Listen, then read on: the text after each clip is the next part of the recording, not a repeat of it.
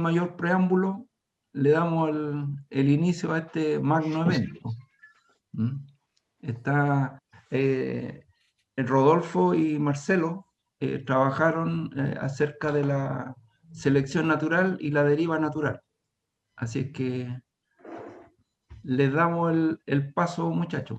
Que les vaya bien. Bueno, muchas gracias. Buenos días a todos. Buenos días a los profesores, a mis compañeros. Quisiéramos partir agradeciendo a los profesores por todo este tiempo invertido y por su importante aporte a nuestro conocimiento, para poder abarcar nuestro conocimiento. También quisiéramos agradecer a Esteban por toda la coordinación y por su excelente, siempre buena disposición para ayudarnos y apoyarnos en todo este proceso. Y también desearle a todos nuestros compañeros un excelente término en este proceso. Así que bueno, vamos a partir. Voy a partir yo primero y luego le voy a dar el pase a mi compañero Rodolfo. O sea, yo que bueno, me envidio esa melena del Marcelo, porque si te debe tener así como era yo hace 40 años atrás. Sí.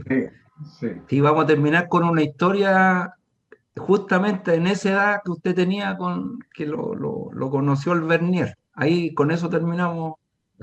A ver si lo hacemos llorar.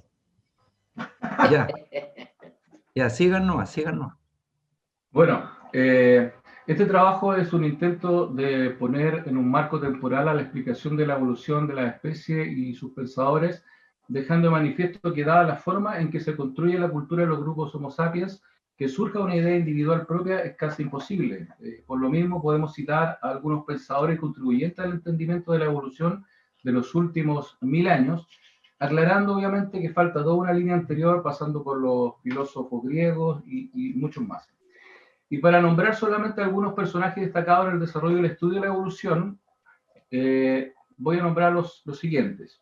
Georges-Louis Leclerc de Buffon, Jean-Baptiste Lamarck, Georges Cuvier, Charles Bonnet, Christian Pandel, Friedrich Kielmayer y Karl Ernst von Baer, por nombrar algunos. Y una pequeña reseña de cada uno.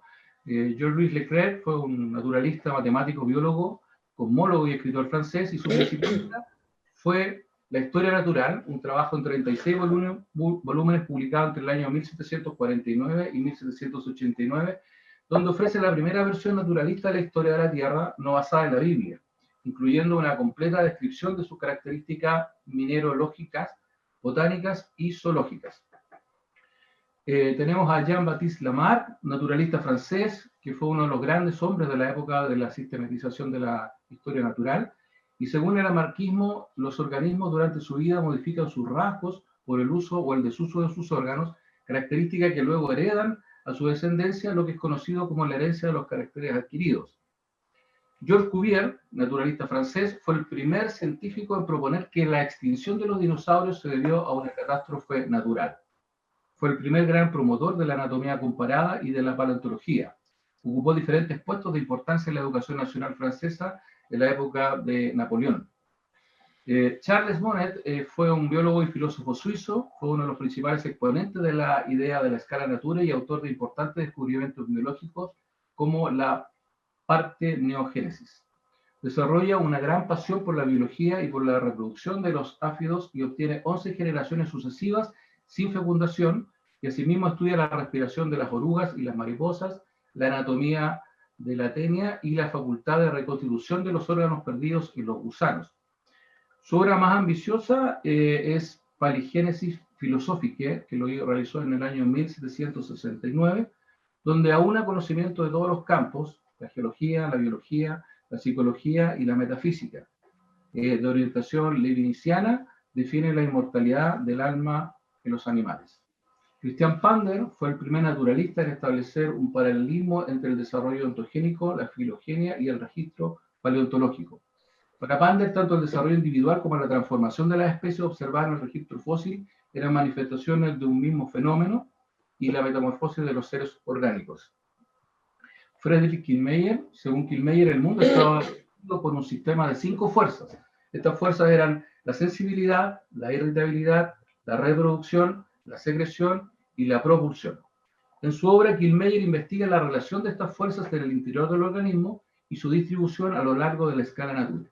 A partir de esa concepción fisiológica de la escala de los seres, Killmeyer postula la idea de la recapitulación. Karl Ernst von Baer, naturalista y embriólogo ruso, fundador de la embriología, fue uno de los naturalistas más destacados en el campo de la embriología al estudiar el desarrollo embrionario de los vertebrados y descubrir el óvulo de los mamíferos. Realizó numerosos viajes y antes de que Darwin publicara su obra El origen de las especies, Baer afirmó que todas las razas humanas y algunas especies animales podrían proceder de algún antepasado único, pero no por evolución. Los últimos años de su vida lo pasó en la ciudad de Dorpat, donde se convirtió en uno de los principales críticos de la teoría de la evolución de Charles Darwin. Alfred Russel Wallace fue un naturalista, explorador, geógrafo, antropólogo y biólogo británico conocido por haber propuesto una teoría de evolución a través de la selección natural independiente de la Charles Darwin, que motivó a este a publicar su propia teoría. Wallace realizó un amplio trabajo de campo antes de publicar su teoría, primero en la cuenca del río Amazonas y posteriormente en el archipiélago malayo, donde identificó una línea que dividía a Indonesia en 2 zonas. Una donde los animales relacionados con los de Australia eran comunes y otra en la que las especies eran en gran parte de origen asiático. Dicha línea se denomina en la actualidad línea de Wallace. Fue también uno de los expertos más reconocidos en el siglo XIX sobre la distribución geográfica de las especies animales y es considerado como el padre de la biogeografía. Bueno, terminando con este pequeño resumen de estas personas que aportaron, reafirmamos la imposibilidad que una idea sea del todo original. No porque no se pueda dar la originalidad, sino por la estructura de nuestro sistema social, mismo que permite una retroalimentación del conocimiento cultural. Para el caso de este trabajo, hemos elegido de todos los autores disponibles al señor Charles Darwin y al profesor y doctor Jorge Podosy, de quienes comparativamente hablaremos de aquí en adelante. Bueno, tanto para Darwin como para el doctor Podosy arribaron a concepciones acerca de la evolución de las especies, pero de lugares distintos. Ambos fruto de su actividad profesional y dedicación de mucho trabajo al tema. Podemos advertir que el señor Darwin tenía un pasar en lo económico muy estable. En términos modernos, podríamos situarlo en la clase acomodada. De modo que podía destinar gran cantidad de tiempo a una actividad no remunerada, como era su investigación y registro. El profesor Podosy, desde el año 1983, ha dedicado el curso de evolución en la Facultad de Ciencias y ha estado expuesto todos estos años a nuevas preguntas, reflexiones propias y también de sus alumnos, de modo que intentar construir una idea abarcadora del tema de la evolución resultó del fruto mismo de su actividad académica y su tiempo insumido.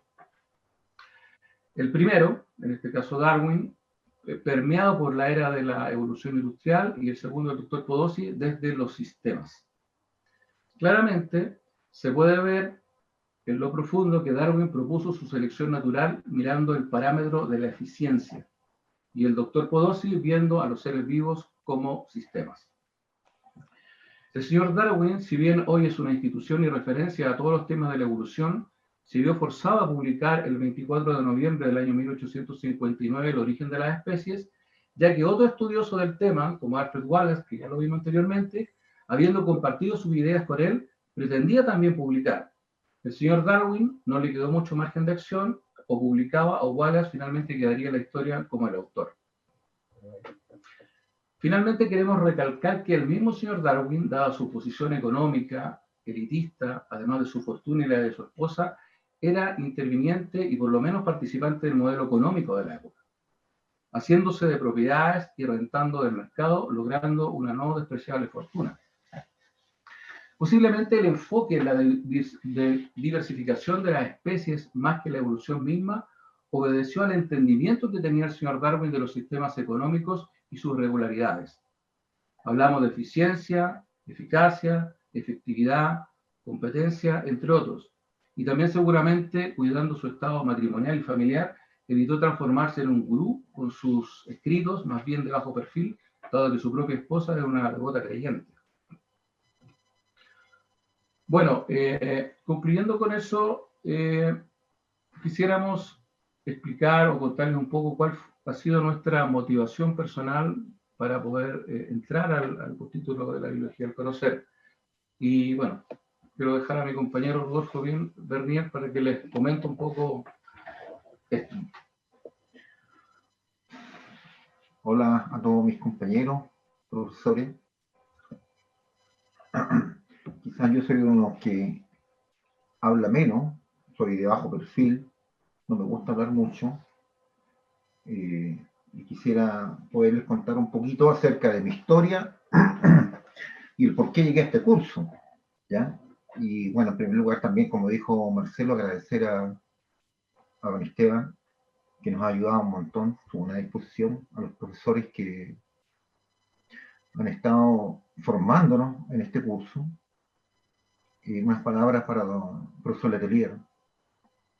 No queremos llegar a Estocolmo, queremos solamente salir vivos de esta experiencia, doctor. Me acuerdo que decía, el que tenga la respuesta a lo que es el desarrollo del asilo llega a Estocolmo. No, nosotros no pretendemos eso. Su merced, usted no decía eso. Sí, bueno, yo me formé cuando niño, soy de la década quizás mayor de todos los compañeros, y mi formación de niño fue inicialmente en mi casa. Vengo de una familia muy humilde, y en esos años era muy común que teníamos una casa grande, con patio, entonces la gente criaba aves, criaba pollitos. Mi mamá, de hecho, teníamos una gallina ahí en el fondo del patio, en fin. Y era un acontecimiento cuando nacían pollitos. Entonces mi mamá echaba una gallina, se encuecó la gallina, y nosotros íbamos ahí, la mirábamos y esperábamos 21 días, y el día 21 a salir los pollitos ahí, y a cuidarlos, en fin, y de repente había un gato y se comía un pollo. Era toda una forma de vida en realidad. Entonces de ahí viene el amor por la ciencia, por la biología. Y había una revista, me acuerdo, no sé si son el Tecnirama, que aparecía y la veíamos, y nos imaginábamos cosas. Estaba todo en la década de los 60, el hombre de la luna y todo eso. Entonces de ahí viene la motivación. Ahora, cuando me llegó el Facebook y tuve contacto con don Esteban, una de las profesores que decía Jorge Podosis, y en un momento dije, a este caballero yo lo conozco. Obviamente me hizo clase en una escuela de verano hace unos 30 años atrás, me acuerdo, más o menos. Entonces tenía su moñito. Me acuerdo que a esa escuela de verano, la década de los 90, fuimos con unas colegas, y con esas colegas, esto en Teleque, en la frontera, había una que lo único que quería, iba a ver al doctor Podosi, nada más, porque el doctor hablaba, tenía su moñito así, pelo negrito, barba negra, así como yerco, y nos hablaba de la visión, de unos experimentos que hizo con unas palomas, y que de la luz, y de unos espejos, me acuerdo. Eso fue una escuela de verano en la chica. Entonces la motivación fue muy buena. Y por eso, ahora aquí hemos aprendido 1 kilo, con este curso partimos de 0, y eso, básicamente. Esa fue la motivación personal para estar acá. Marcelo. Muy bien, gracias Rodolfo. Bueno, en mi caso, desde hace mucho tiempo a la fecha, comenzaron a surgir el interés de conocer y entender con mayor profundidad aquellas líneas de pensamiento que no estaban basadas en el creacionismo, ni en la vereda de la fe, que es un poco la vereda en la que yo estoy parado y me mantengo parado hoy día. Poder conocer la teoría de la evolución por medio de la selección natural más en detalle, y aún más interesante poder conocer desde la deriva natural y de la mano directamente del autor, me resultaba muy, muy atractivo. Creo que el hecho de conocer postulados tan distintos, uno con respecto al otro, permite no tan solo la posibilidad de responder a interrogantes que tenía y también de derribar ciertos paradigmas, sino también del hecho de hacerme preguntas, muchas más preguntas de las que me hacía anteriormente. Entonces, producto de esta búsqueda de conocimiento y bueno, por los misterios que encierra la vida, se cruza en este camino don Esteban Rojas, al principio ahí del 2019, con quien comenzamos a tener las primeras conversaciones y quien ya llevaba un camino bastante recorrido en la biología del conocer, y que en ese momento trabajaba con mucha dedicación a expandir este curso. Y en base a esas conversaciones, el deseo de querer comenzar a navegar por estas aguas desconocidas, pero que se me hacía tremendamente desafiante e interesante, surgió entonces la posibilidad de entrar a este postítulo de la biología del conocer y de la comunicación humana. Creo que es un camino largo por recorrer y muy, muy, muy interesante. Bueno, concluyendo con eso, vamos a introducirnos a contrastar los postulados entre la selección natural y la deriva natural. Justamente este trabajo tiene el objetivo y la finalidad de contrastar estos postulados de la evolución de Charles Darwin, que es presentada en el siglo XIX, en relación con los trabajos del Dr. Podosy relacionados con la deriva natural y la diversificación de linajes a través de la conservación y cambio de los fenotipos ontogénicos, presentados en el paper Evolución de las especies por medio de la deriva natural en el Museo de Historia Natural. Dentro de los principios de Darwin, y de acuerdo a lo estudiado en el curso y también de nuestra lectura personal, encontramos los siguientes principios o postulados planteados por el señor Darwin. El primero de ellos es la evolución como tal, que indica que todos los seres vivos evolucionan a partir de unos pocos organismos simples y cada especie se originó a partir de otro, por lo tanto los seres vivos están cambiando continuamente. Esto no ha sido creado recientemente ni tampoco está en un perpetuo ciclo. El segundo principio es el origen común. Cada conjunto de organismos desciende de un antecesor o ancestro común y el conjunto de todos los seres vivos, llámese plantas, animales, hongos o microorganismos, se remonta a un único origen de la vida en la Tierra. El tercer principio es la diversificación de las especies, donde la gran cantidad de especies existentes se deben de una misma especie que han surgido varias especies hijas por la formación de nuevas poblaciones aisladas en forma geográfica. El cuarto principio es el gradualismo. La evolución tiene lugar mediante pequeños cambios en las poblaciones y no de manera saltacional. Y en algunas poblaciones ocurren variaciones aleatorias entre los organismos, por lo tanto, lo que cambia son las poblaciones y no los individuos. El quinto principio y último que queremos mencionar es la selección natural. Este principio se refiere a que la interacción entre las variaciones hereditarias surgidas al azar y las características del ambiente determinarán cuáles son los individuos que sobrevivirán y se reproducirán y cuáles no. Por lo tanto, los seres vivos están adaptados a su entorno porque en un mundo donde los recursos son escasos, poseen un carácter que aumenta la eficacia y su explotación y da más oportunidades para dejar descendencias, y si ese carácter es estable, los hijos sobrevivirán mejor. En general, podemos sacar la conclusión de que el hábito, o sea, el uso o desuso, ha representado en algunos casos un papel importante en la modificación de la construcción y estructura, pero que sus efectos con frecuencia se han cambiado ampliamente con la selección natural de variaciones congénitas y algunas veces han sido dominadas por ellas. A continuación, queremos compartirles un resumen de lo que fueron las respuestas a dos preguntas que realizamos al doctor Jorge Podosy, y estas preguntas fueron las siguientes. La primera, ¿qué fue lo que lo motivó a escribir respecto a la deriva natural? Y la segunda pregunta, ¿de dónde nace esa inspiración? Nos obligamos a ser literales en la conversación con el doctor Podosy, sobre todo por ofrecer un pedazo de esta historia fascinante, que de seguro, entre tanto traqueteo en la facultad, estas conversaciones van quedando a veces en segundo plano. Y la respuesta son las siguientes, y cito textual y abro comillas.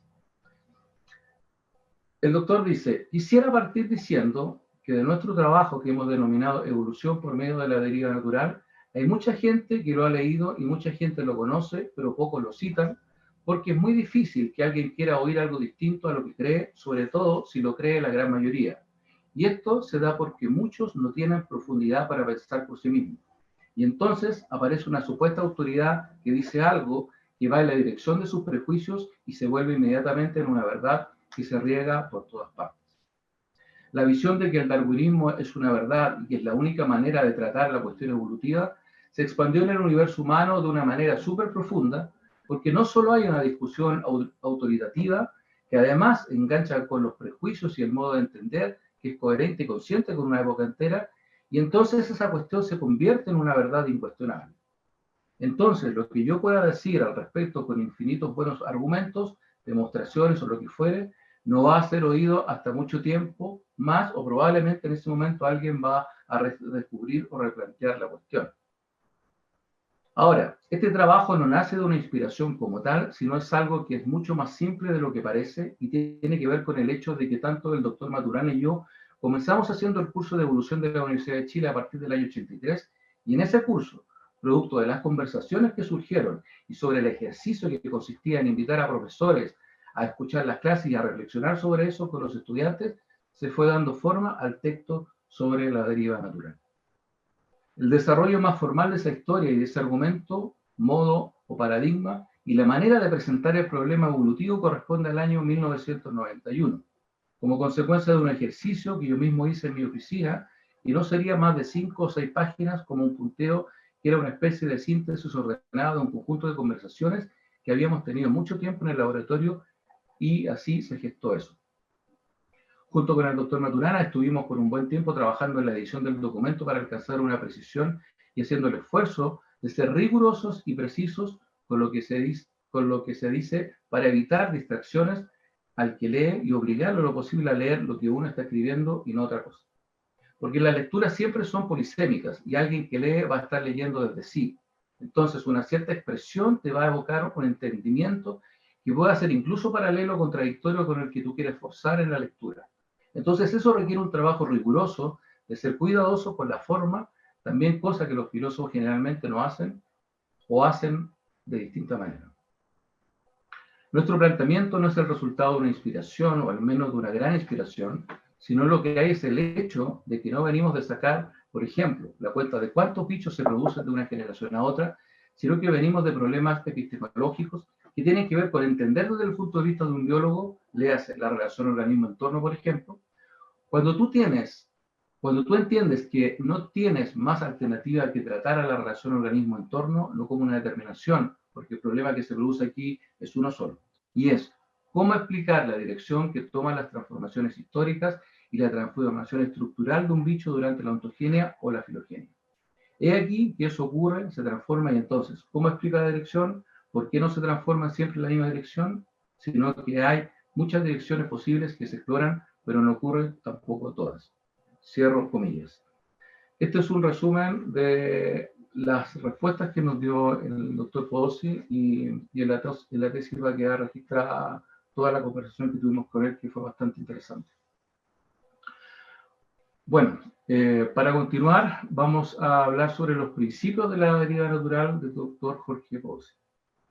El trabajo del doctor Podosy sobre la deriva natural se inicia planteando las siguientes preguntas desde la base conceptual que aporta este estudio. Que la conducta es lo fundante en la historia de la diversificación de los seres vivos, entendiendo por conducta a la dinámica e interacciones que tiene lugar en el encuentro del ser vivo con el medio en que realiza su existencia al operar como tal. Las preguntas planteadas son las siguientes. Primero, ¿cómo se explica la diversidad y la semejanza que observamos entre los seres vivos? Segunda pregunta, ¿cómo se explica que las distintas clases de seres vivos actualmente existen se hallen en su ámbito natural en total congruencia con sus circunstancias y que cuando esa congruencia se pierde, ellos se mueran? Tercera pregunta, ¿cómo se explica que los taxónomos que con frecuencia clasifican a los seres vivos solo considerando unas pocas dimensiones de su vivir, puedan clasificarlos haciendo categorías sistémicas que los ordenan y relacionan de una manera que resulta biológicamente significativa? Cuarta pregunta, ¿Qué representa lo que el taxónomo distingue al clasificar a un ser vivo y formular una categoría taxonómica con sentido biológico? Para poder responder estas preguntas relacionadas con la deriva natural, vamos a partir de los siguientes supuestos y nociones que acotan y especifican lo que de ellas se puede decir. Primero, que el medio preexiste al ser vivo que lo ocupa, aunque no siempre se piensa lo mismo respecto al nicho. Segundo, que la adaptación es una variable, de modo que tiene sentido hablar de organismos más o menos adaptados, así como de procesos y estrategias adaptativas. Tercero, que el proceso evolutivo es un proceso de cambio genético, que la unidad evolutiva es la población y por esto el cambio evolutivo ocurre como cambio en la composición genética de las poblaciones. Cuarto, que todo cambio requiere de la aplicación de una fuerza para producirse y que todo el proceso de la evolución biológica, esta fuerza la constituye una presión selectiva, que bajo la forma de competencia lleva continuamente la sobrevida de los más adaptados. Dicho esto, se puede decir que el estado actual de la teoría evolutiva no es el del todo satisfactoria, pues deja vacíos en diversos ámbitos de la biología. De entre los varios fenómenos que la moderna teoría evolutiva no considera o no aplica adecuadamente, se pueden citar los siguientes: la presencia de caracteres no adaptativos, el curso temporal del cambio filético, la direccionalidad de dicho cambio, la relación entre filogenia y ontogenia, las diferencias entre los ritmos de cambio molecular y orgánico, el carácter conservador o neutro de los cambios moleculares. Muy bien. Ahora, para hacer una comparación de ambas propuestas, vamos a partir con la de Darwin. En el capítulo 4 de su libro El origen de la especie, Darwin postula que a esta conservación de las diferencias y variaciones individualmente favorables y la destrucción de lo que son perjudiciales, le ha llamado selección natural o supervivencia de los más aptos. En la variación, ni útiles ni perjudiciales no influiría la selección natural y quedarían abandonados como un elemento fluctuante. En el caso del Dr. Podosis, la deriva estructural ontogénica de un ser vivo y dominio de existencia o nicho cambian juntos. En efecto, dado que un ser vivo es un sistema que se realiza constitutivamente siguiendo una deriva estructural, el dominio de existencia o nicho del ser vivo cambia con él, de modo que no preexista su realización en el ámbito en que es distinguido por el observador. La segunda comparación.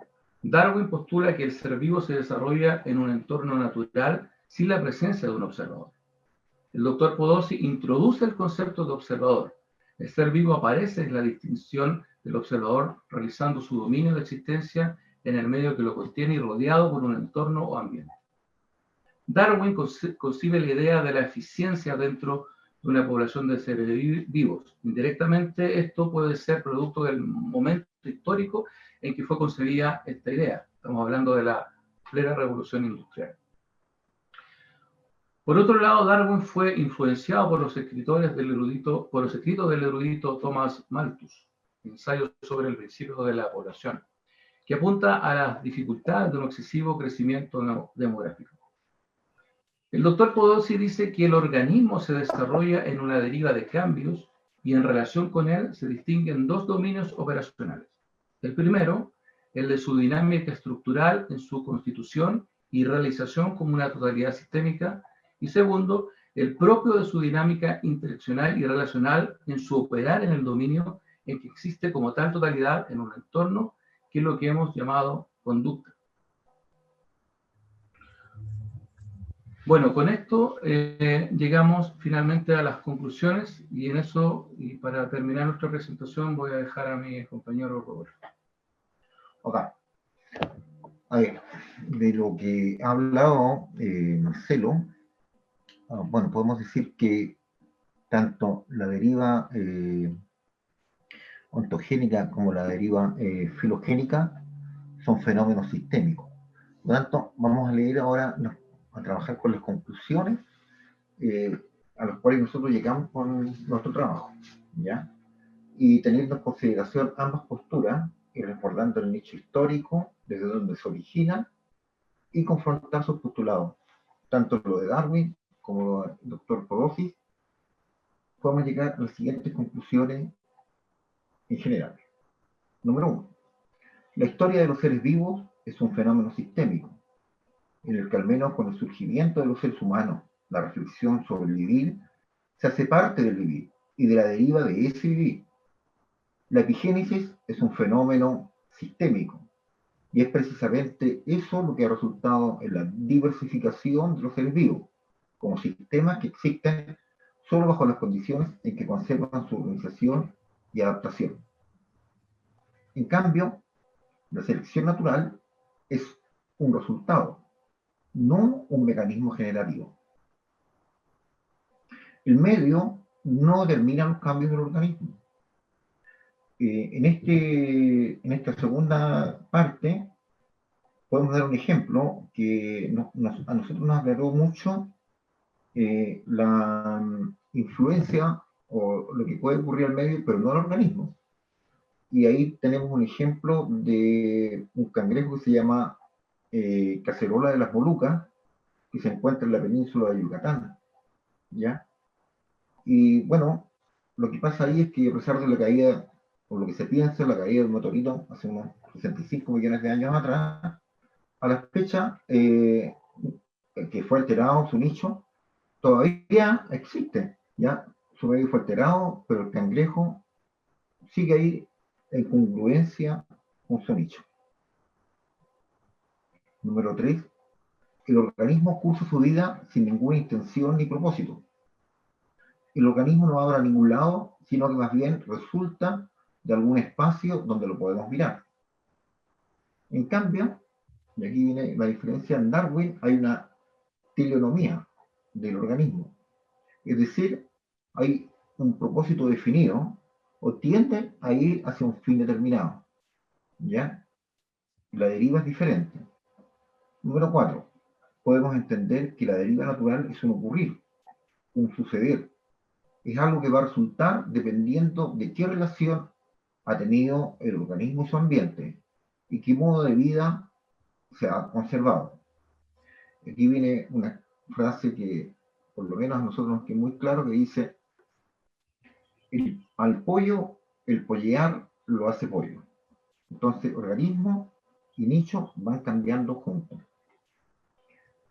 Y número 5, quizá el mayor aporte, pensando nosotros que toda la deriva natural es un aporte y cambio de paradigma, es por sobre todo la dirección que toman los cambios. Si los seres vivos cambian, no es problema. Es cosa de mirar y comparar. Del cómo es que ocurren esos cambios y es el valor que tiene la deriva natural. Gracias. Muchas gracias. Con esto concluimos. Dejamos abierto ahí. La palabra a los profesores. Oye, Rodolfo, ¿podría después mandarme el teléfono de tu colega? A ver si quizás tal vez todavía... No, si no, pero yo creo que usted se acuerda perfectamente, no, yo me acuerdo perfectamente de la situación, ¿ah?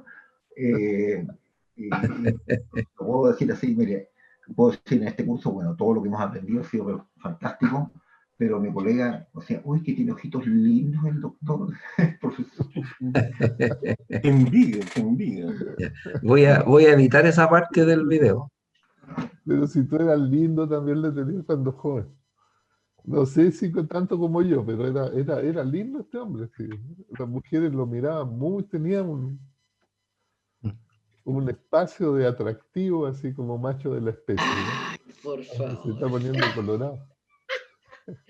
Qué entretenido. Yo también era linda. También la Lisa, ¿para qué decir? No, la Lisa, ¿para qué decir? Tenía una corte admiradora. Mentira. ¿Cómo que mentira? Qué gracioso. Bueno, Qué bonito. no sé, pues, no sé qué podría decir yo, si no, o sea, me parece que es súper adecuado lo que ustedes han expuesto como contraste. Y ciertamente que el punto central para nosotros en las discusiones que hemos tenido y el énfasis que yo he hecho es el que tiene que ver con cómo se determina la dirección de los cambios y cómo es que los bichos surgen, hacen, digamos, que lo que los bichos hacen, el modo de existir es lo determinante. Porque más profundamente que eso, como decía Marcelo al principio, lo fundante de esta historia es la autonomía. Entonces uno no empuja a los bichos a cambiar. Tampoco los empuja a existir de un cierto modo. Y es el ejercicio de existir de un cierto modo, al cual además, respecto al cual los bichos no tienen escapatoria, porque es una cuestión que está determinada en su estructura. Es la realización de su vivir, siendo los bichos que son los que determinan también el curso de las transformaciones, la ontogenia y la filogenia, y uno no necesita más hipótesis que eso. Es decir, es el mero entendimiento de cómo se configura la existencia de este sistema dinámico en un entorno de interacciones. No necesita uno más hipótesis, no necesita más premisas. Dejemos existir. Supongamos que hay reproducción. El resultado inevitable es esta diversificación. Eso es lo que está dicho ahí. Y uno no requiere fuerza, no requiere procesos de comparación, no requiere procesos selectivos. Por el otro lado, si uno piensa en dirigir, en que hay algún proceso que externamente a los bichos los dirige, uno esperaría, por tanto, que los cambios históricos reflejaran las direcciones en que esas fuerzas se han ejercido. Y eso no se ve en ninguna parte. No se ve en la estructura molecular, no se ve en la historia de los paleontológica, no se ve en la circunstancia ecológica, no se ve eso. No se ve unos bichos moviéndose como bolas de billar empujados por fuerzas que tienen direcciones distintas. Eso no es lo que ocurre. No se ve así cuando uno mira la historia de la diversificación de los bichos y su existencia en la ontogenia y en la filogenia. De modo que efectivamente ese es el contraste. Y eso es lo central. Y eso es lo que está apuntado ahí en esos textos que ustedes citaron, nuestros con Maturana, que son efectivamente ya ancestrales, ya si tienen no sé cuántos años. La última versión que escribimos juntos de eso es del año 2000. Esta versión en inglés, que es un poco más pulida y más estricta aún que la previa en castellano. Pero, como les decía, a nosotros nos importa eso, a nosotros en el contexto de este curso nos importa eso porque eso nos permite entender la dirección que las transformaciones históricas toman, cómo surge la dirección, qué podemos esperar de eso y qué podemos esperar, por tanto, que pase en el linaje que da origen a lo humano y en los humanos, una vez que están los humanos existiendo como tales en su ámbito de existencia en el lenguaje. Esto que a Juan Carlos le gusta, que lo hemos usado otras veces, que a Juan Carlos le gusta mucho destacar con esa noción de los flujos relacionales. Este flujo relacionales es un ámbito de deriva. La dirección de esa transformación en estos flujos relacionales se constituye en el propio hacer.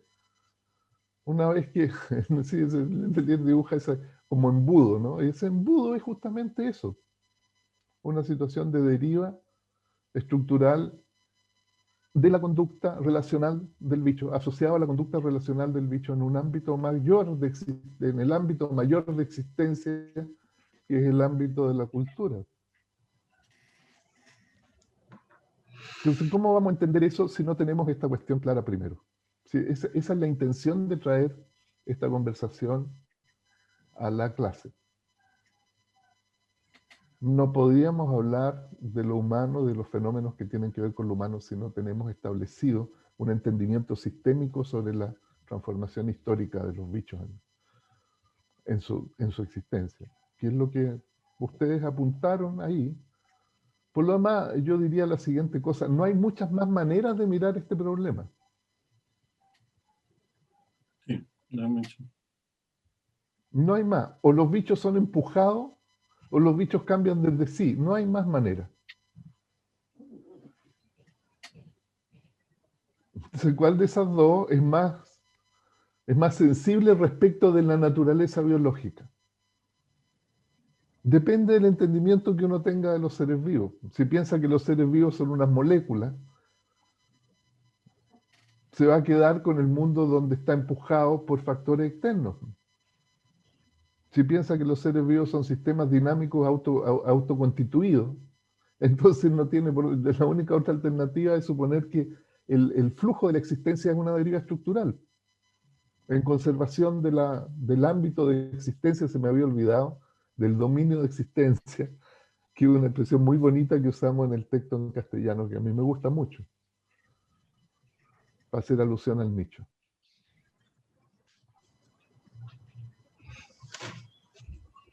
El texto en castellano está apuntado así, en el otro, en el texto en inglés, se usa más la noción de relación nicho-fenotipo-nicho. Pero esa es la historia, si no hay más no hay más alternativa de pensar en el asunto en términos bien fundamentales. Alguien podría decir, ¿ese es un ejercicio filosófico? Bueno, sí, pero tiene heurística, por supuesto que la tiene, y tiene consecuencias para el entendimiento, claro. Si la buena filosofía tiene que ver con reflexiones desde los fundamentos, sobre los fundamentos, sobre las cosas fundantes, que es muy iluminadora.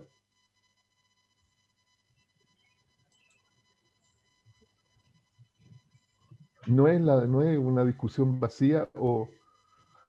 No es una discusión, no quiero decir vacía, no es una discusión sofista, no es un conjunto de argumentos sofistamente construidos, eso es mala filosofía. La buena filosofía, la que es interesante, es la que tiene que ver, pienso yo por lo menos, con fundamentos. Entonces, claro, esta es una mirada desde los fundamentos. Y ahí está el valor que tiene. Perdone, Sí, claro, yo no me tengo más que decir. me tengo que levantar un minuto o dos porque algo está pasando en los alrededores de mi casa, como me la están destruyendo, no sé, tengo así que desaparezco y vuelvo, ¿ya? Tengo que averiguar, hay unos ruidos, pero como que estuvieran demoliendo mi propia casa, ¿me esperan? Sí, por favor, Ya. si me dan eso, ¿ya? Sí, dele nomás, dele nomás. A propósito de eso, mis vecinos aquí ya no se limitan a disparar fuego artificial en la noche. Tienen una rampa, ya tienen como que disparan unos cohetes al espacio, ya tienen hasta rampas construidas. Está cada vez más interesante. Pero eso es cuando llega la merca. Claro, pero ya no es que tiren un petardo, ¿no? Tienen una rampa, disparan cohetes. Ya.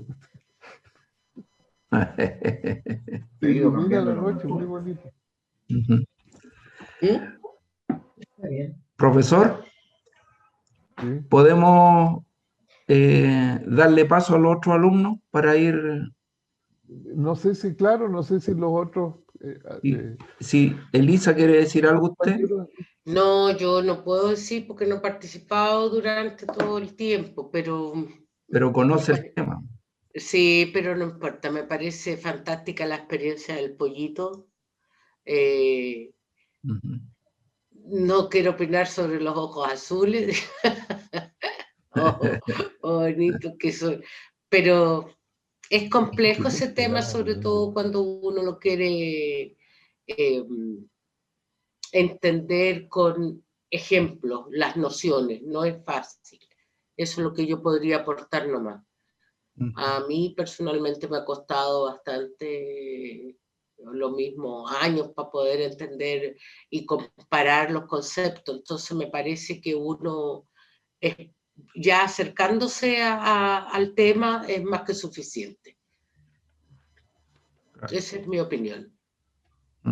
Cuesta entender porque uno no quiere dejar de entender lo que entiende, lo que cree que entiende, pues. Por eso cuesta entenderse, esta cuestión no tiene ni una dificultad. Sí, pero yo me pongo en la situación de una La persona que dificultad es nunca ha pegarse escuchado, cabezazo contra la...